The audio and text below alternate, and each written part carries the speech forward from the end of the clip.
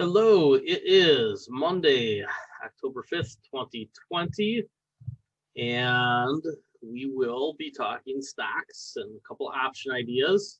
And I just wanted to say that of all the technical analysts I follow, and there's about a dozen that I look at periodically and three that I look at over and over again, only one is bullish through the end of the year. Almost all the other ones say that we're in a topping process and that any volatility should shake this market down. And they're all saying right around 300, 290 on SPY. A couple are talking about 240 to 270 on SPY, which has kind of been my default. And then a couple are talking about something that's more extended, regardless of who wins the election, down to kind of a double bottom area. So we'll see. I don't think that the fiscal stimulus is all that important because it is a longer run thing. It doesn't really provide anything in the way of liquidity to the markets. And I think that's a mistake that a lot of people are making, thinking that the stimulus somehow provides liquidity to the markets. It does not. The monetary side is what provided liquidity to the markets. And we know that that's basically flat now. So as I've said before, this looks more like the 1999 speculative bubble than anything I've ever seen since 1999. And I think that probably there's some air that has to come out of the high PE stocks, especially the ones that don't justify it with growth rates and profitability.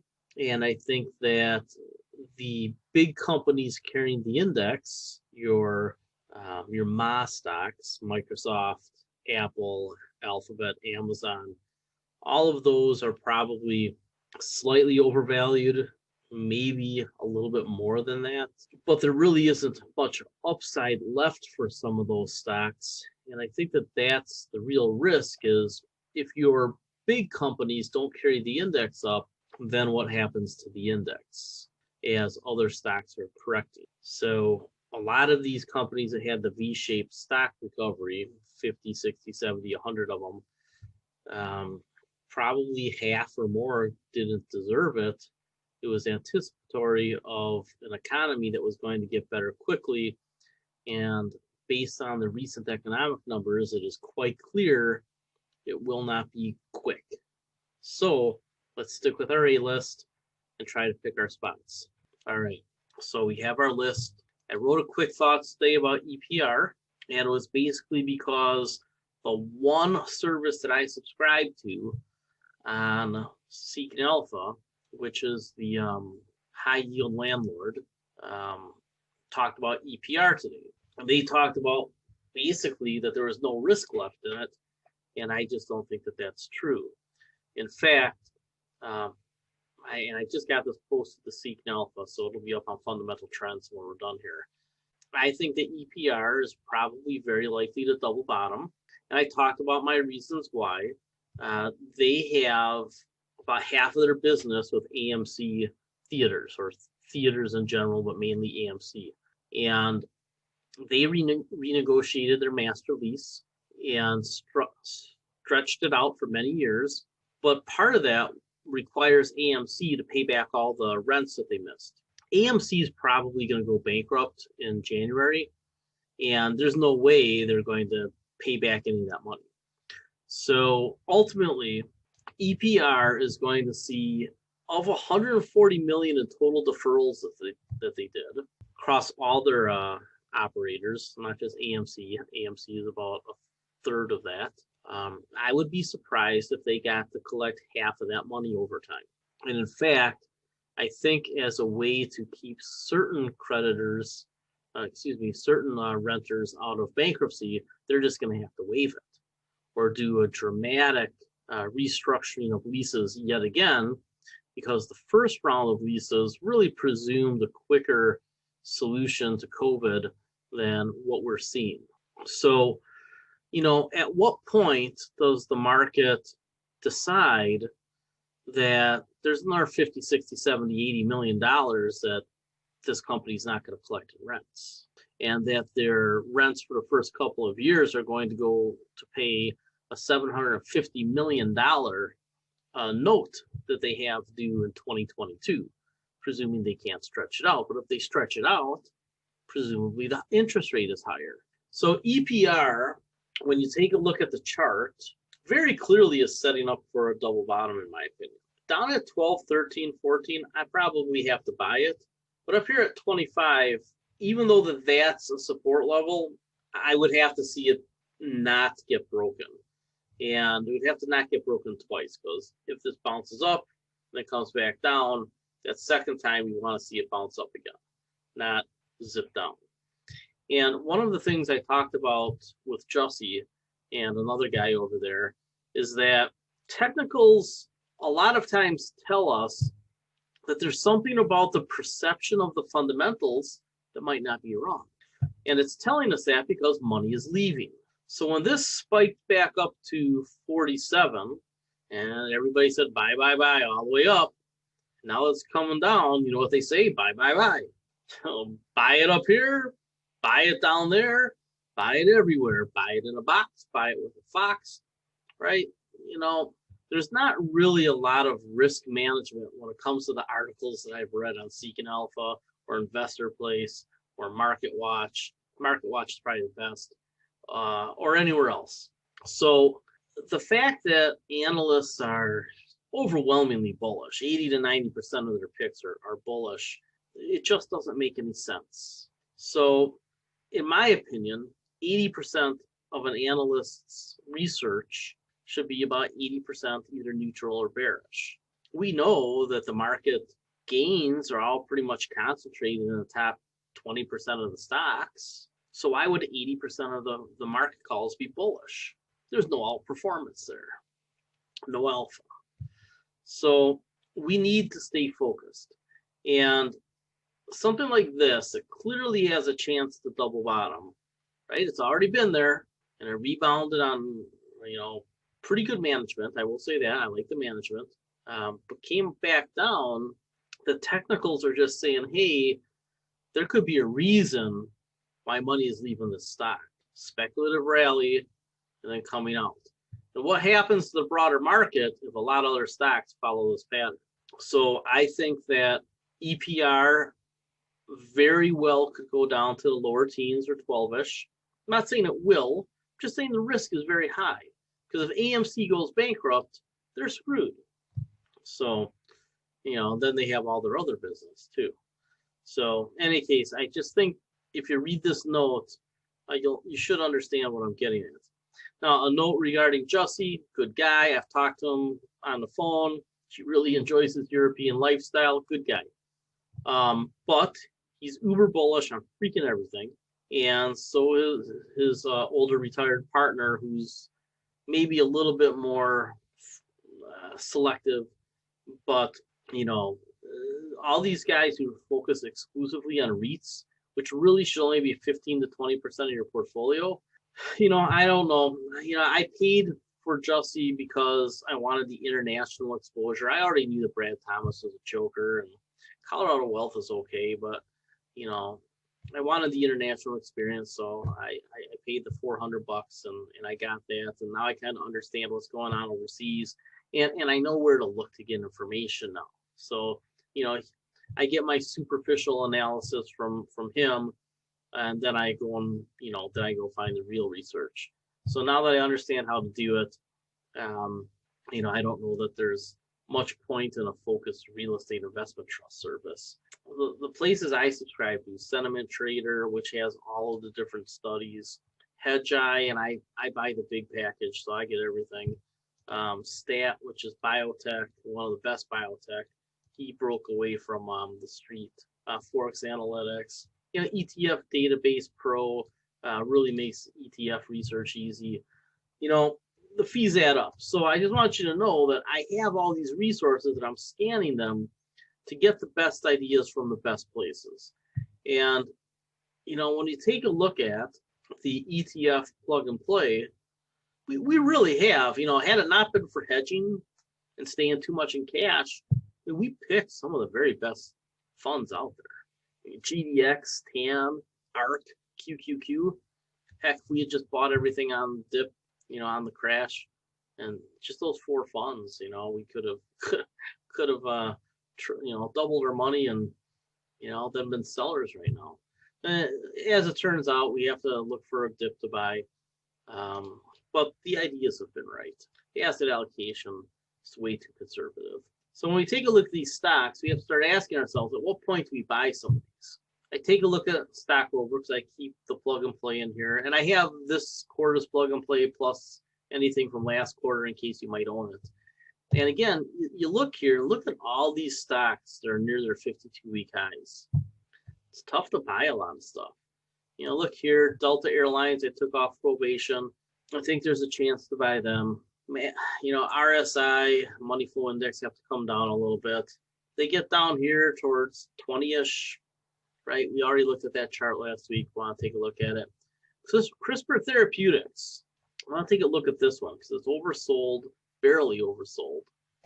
And I want to take a look at this and say, okay, what do I want to do with CRISPR Therapeutics?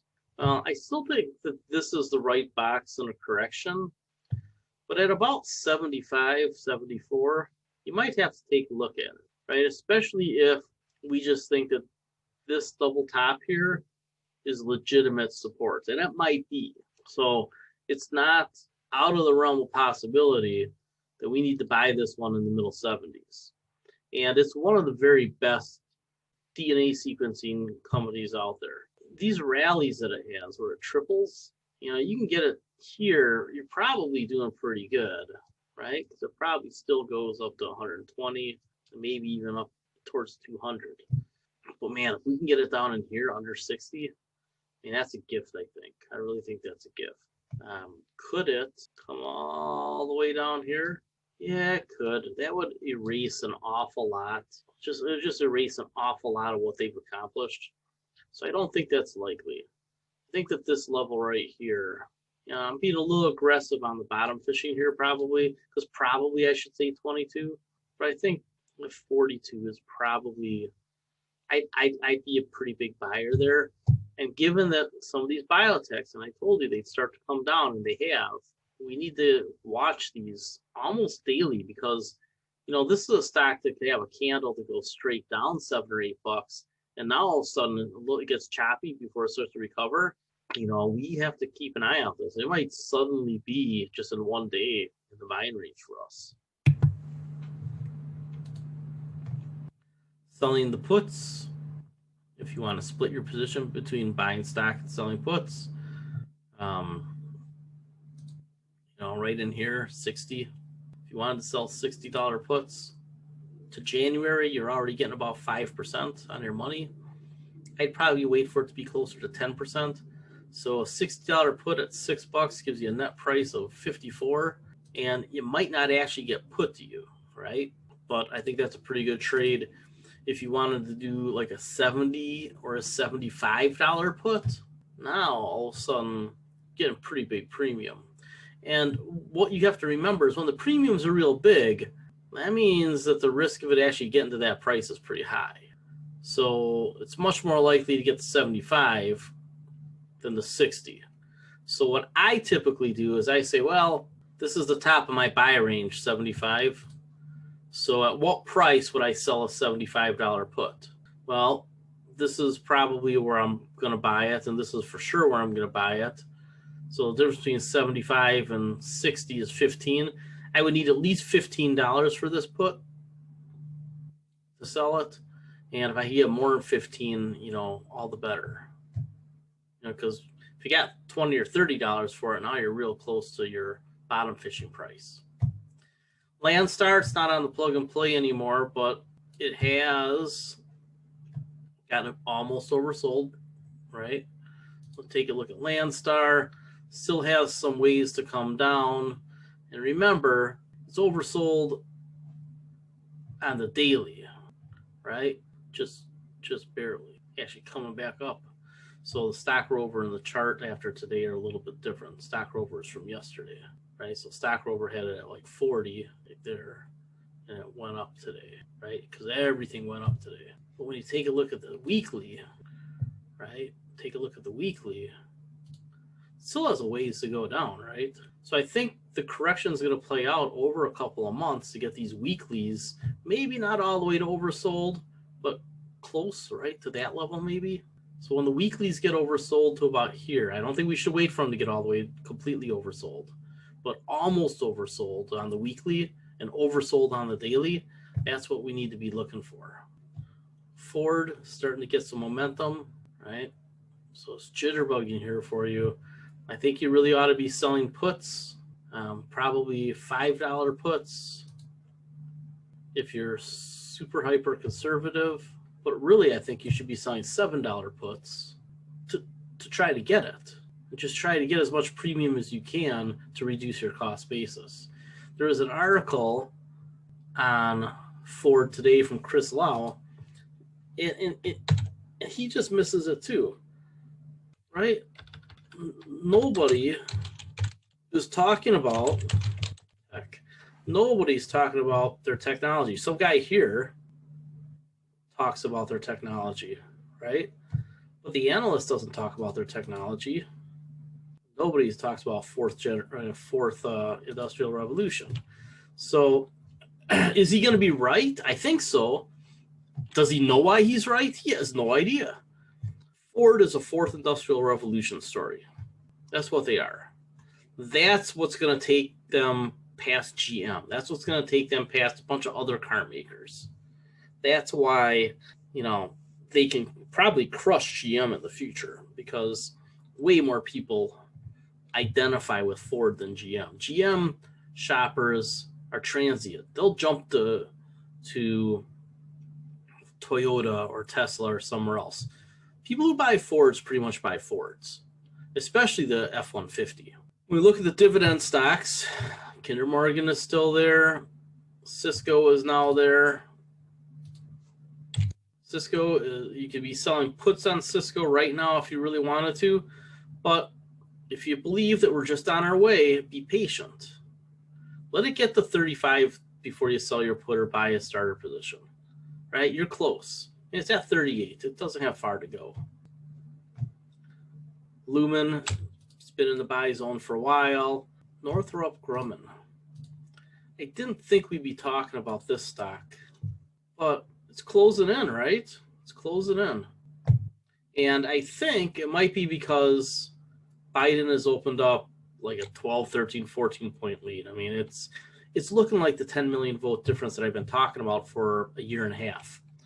I think people have the perception that the Democrats are bad for these companies, but let's take a look at reality.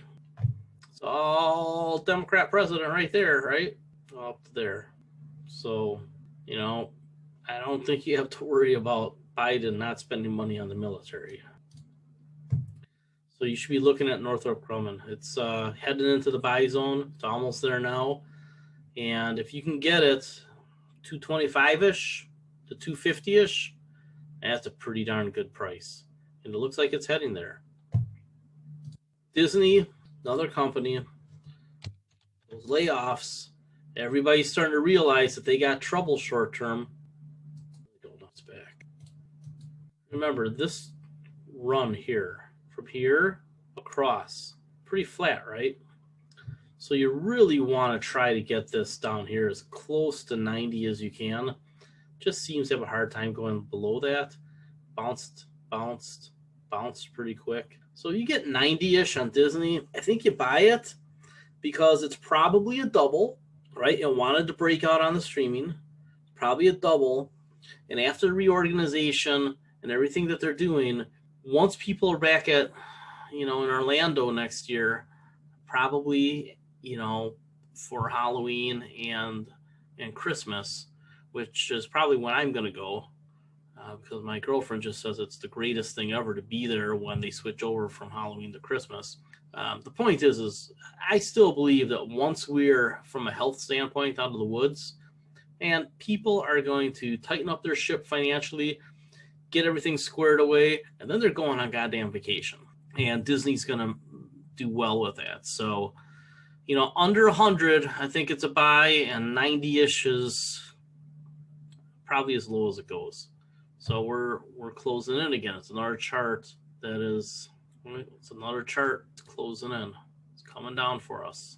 So you just have to be patient. I know it's tough being patient sometimes.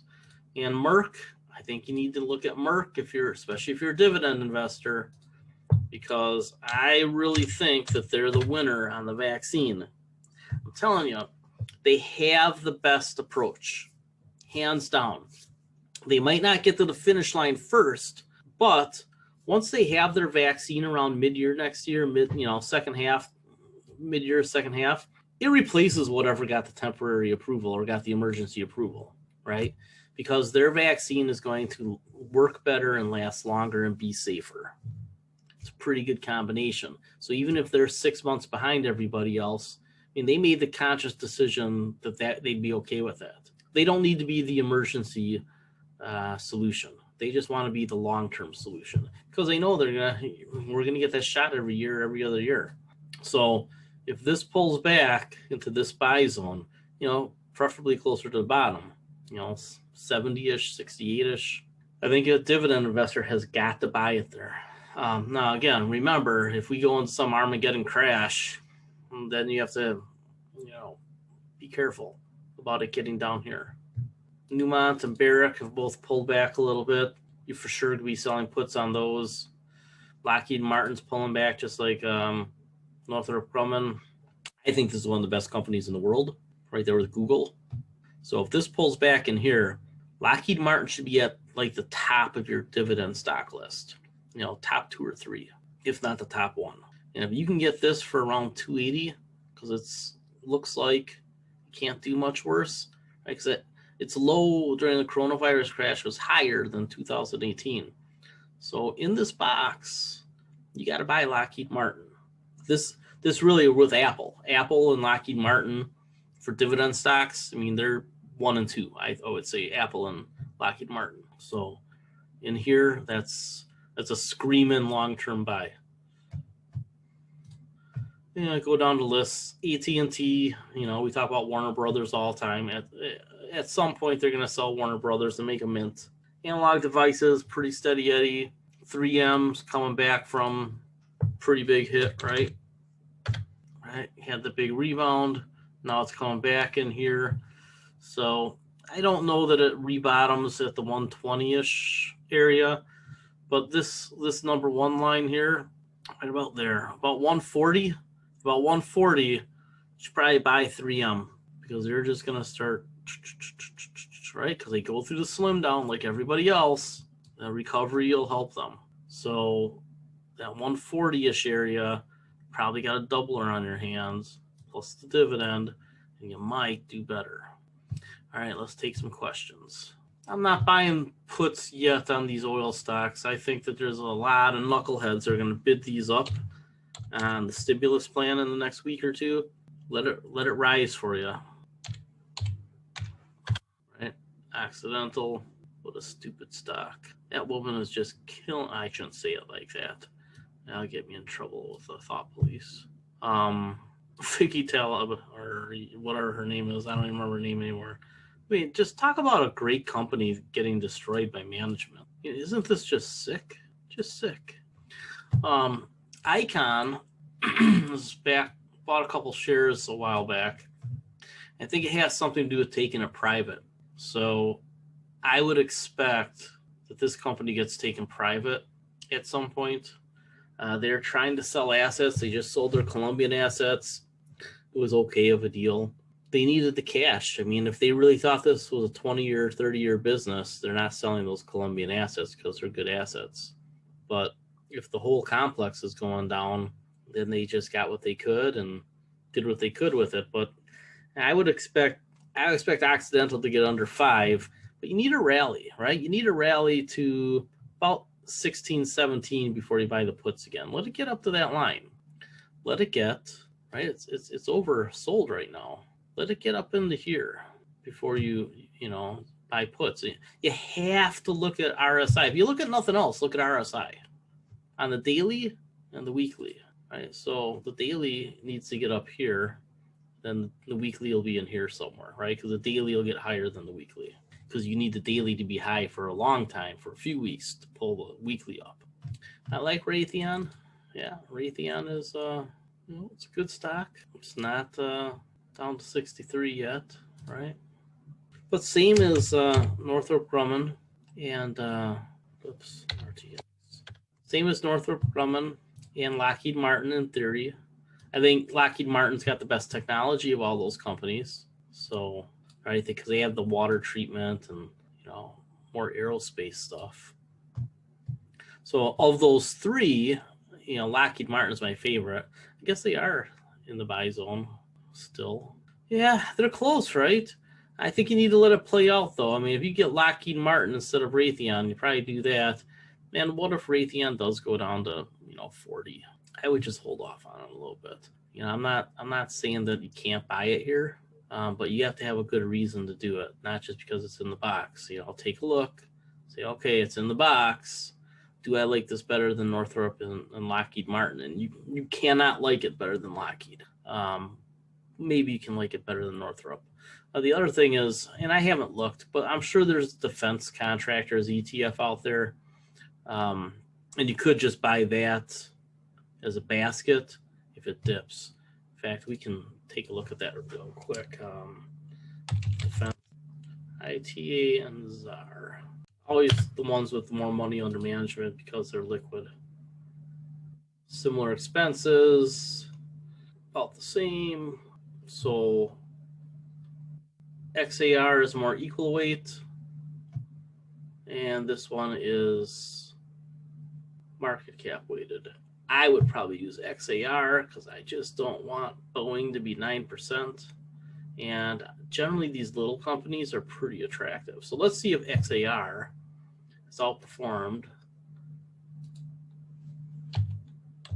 ITA. Oh, compared to ITA, XAR has outperformed long term, let's say like 5 years. And over 5 years, and over 1 year. So XAR, all right. Basic analysis, got us to the right place. So XAR, you could probably buy XAR if you wanted to have a basket of these types of companies, and then maybe you just add a little bit of Lockheed Martin, Raytheon, and Northrop. But this seems like a decent fund if you didn't want to have to pick between all three companies, right? I don't think you should really want Boeing. I think Boeing might double bottom or go through. They're not going to recover for a long time. They're just not going to, for a long time. Everybody I told months ago should own some SunPower. So what you need is probably just to sell puts behind you, right?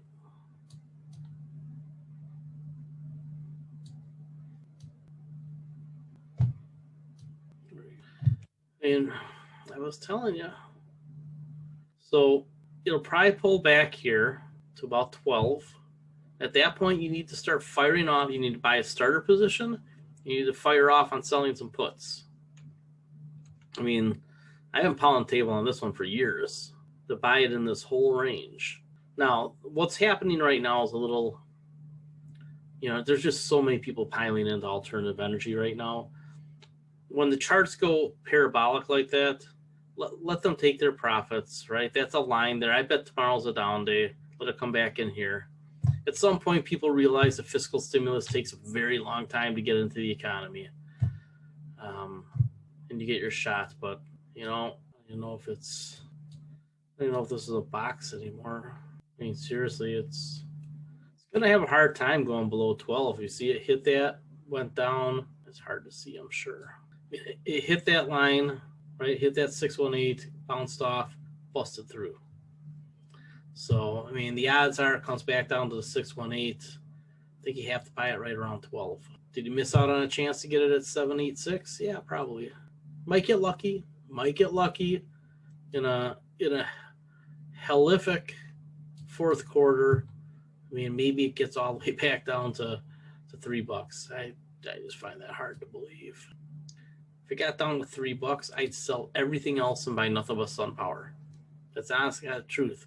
Because the upside is so high, and with Total behind them, they just legitimately don't have going to zero risk. They don't have going to zero risk. I updated a whole bunch of charts, about 50 of them, on the spreadsheet today. Jussie is bullish on apartment REITs. Any comments? Nah, I don't think apartment REITs are the greatest. I think that rents are going to be flat for a very long period of time. And I think that there's going to be a housing boom starting in the next year or two. And I think that you're going to see a lot of, and I'm looking at this, I think you're going to see a lot of prefabs, right? Not stick-built homes, but I think you're going to see, because they can make a prefab that A, is gorgeous, B, has an elevator if you want to live somewhere where you have multiple levels because you get a better view, which is anywhere with mountains or water, right?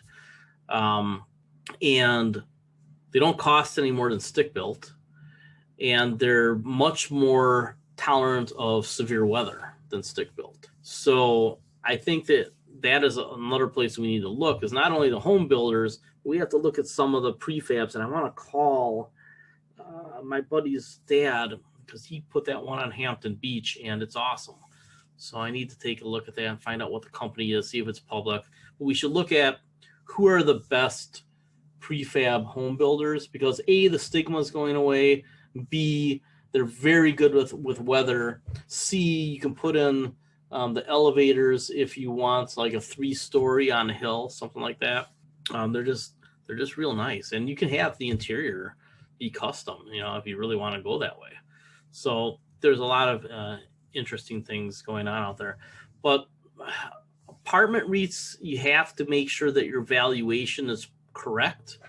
And I think that a lot of people believe that FFO, free flows from operations, are just going to keep going up.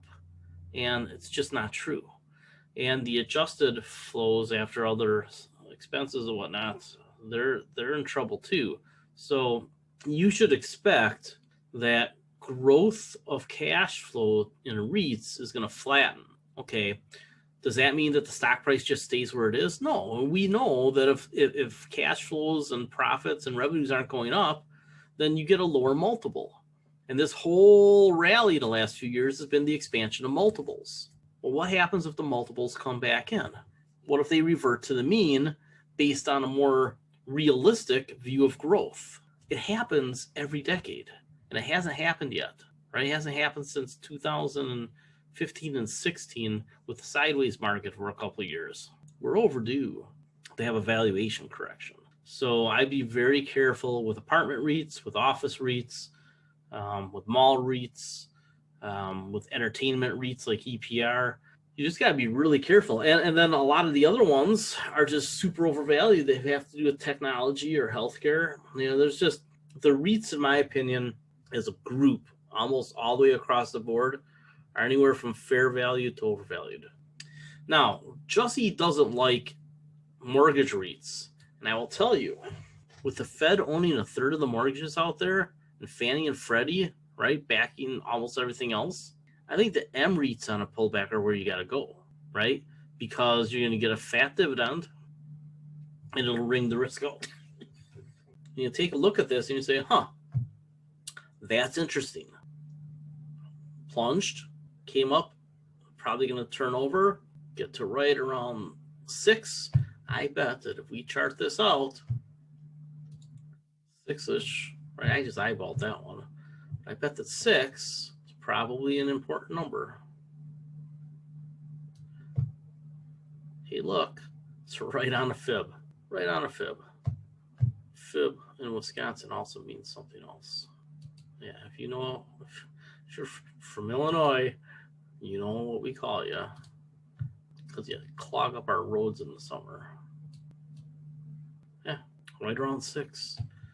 This is where you're going to want to buy annually. I mean, anywhere in here, right? And what's it paying? 10, 12%? Down in here, it'd be a little higher. And it's not going anywhere, right? Because those mortgages get paid and they're backed. I think the M REITs are probably the best place to buy real estate driven REITs. Probably better than commercial REITs because of the business problems. Probably better than apartment REITs because of potential vacancies and flat rents. Just back here, it just becomes a math equation with an MREIT. Are those all REITs, all those mortgages all going to get paid? Yeah, they're all going to get paid because the Fed is making sure. They own a third of all the mortgages right now, which is how many they bought right here. Right here, the Fed bought a third of the mortgages. Doubled. Now, I don't think this goes up here again, but yeah, it could get all the way to 12, 13 right in here. So from here to here, you got a double, and you're collecting a dividend that's huge. Yeah, I would take this over a lot of the operating lease, a lot of the operating. I still think Store is one of the best ones out there because of the nature of their properties. And NNN, which I added to the VSL, right? Take a look at NNN, and that's pretty interesting too. I think Jussie likes this one too. The big picture. It's kind of weird to hit right here, right? Just all those weird things keep happening over and over again. So this retracement will be interesting. Extension. Did I do the wrong one? I did the wrong one. What happened there? 618, hit it, bounced off. See? Hit a 618 and a retraced. So that tells us from right in here down to this 618 line. And triple ends in the buy zone. Now the question is how low does it go? This line here, this the bottom of this box. If you saw 27-ish on NNN, you just snap your fingers and buy some. Right, the triple net lease. Store Capital is going to have a similar chart. It's on around 25, 26. That's probably good. But if we get some danger in the market, you get it back down near 20. Again, just snap your fingers. Buy it. Click, click, click, click, click, click, click. Unless the world's ending. Preferred or junk? Nah, I think they do have preferred because it came up in the article and the note I wrote. But there's no point in you buying preferred. You lose all your capital appreciation potential unless they're broken. The only time you buy preferred is when they're broken. It's the only time. If they're broken, the convert features are gone, and you're just getting it at a super deep discount, right? And the math, over 5 years, 6 years, 7 years, you can say, oh, I'm going to double to triple my money. Yeah, preferreds in general, you should ignore. There's only a handful ever that are worthwhile. They don't really give you any rank order in a bankruptcy, right? Because you're not a secured bond first lien. Preferred, common. Why would you give up your upside with a preferred? Oh, because I'm getting 2% more dividend? Yeah, but they suspend preferreds too. So, preferred's junk. It's a gimmick by my industry to get people to buy something that they shouldn't buy. So, here's 2% extra, and we're keeping all the appreciation. Lithium stocks, yeah, we've got one on our list, right? It's just on the VSL. What's the symbol? ABL? ABL. Come on, what's the symbol for that? Materials. ALB. What's the symbol? Come on. There you go. Most of them memorized. I took this off a while back because I just said it was going to chop along, and that's what it's done, right? It's chopped along now for all this time and never got above where we took it off the list. So the question becomes, do we want copper and nickel and cobalt and those things, or do we want lithium? Here's the thing about lithium. There's actually a lot of it on the planet. They're just not mining it. So I think we really would have to dig deep into the financials of this company and have to try to do an equation. And the thing is I don't think lithium is going to have the growth that people think it's going to have because they're using air and other metals to try to reduce their lithium and their other, and then the rare earth metals they're trying to reduce. And that's why we're seeing copper and things like solar panels now. And one of the reasons I suggested that the Indonesia ETF is something that we look at is, I told you, resource rich. They have nickel, they have copper, they have zinc. Just like Australia, that was another one of the plays. And that aren't quite there yet for us. We'll take a look at those on a Friday soon. But I don't know that you buy the stock. I took it off the list for a reason. I just think it's pretty high risk, and I don't know that you're going to see lithium prices scream higher. And if you do think that there's going to be a spike in lithium prices, then I just think you need to speculate on that price move and use options that month. Good luck. All right, looks like that's it for today. Everybody go have dinner tonight. I will edit this and get it fired out. It should only be like a 30-minute webinar. I hope you like that the webinars are getting shorter. All right, take care, everybody.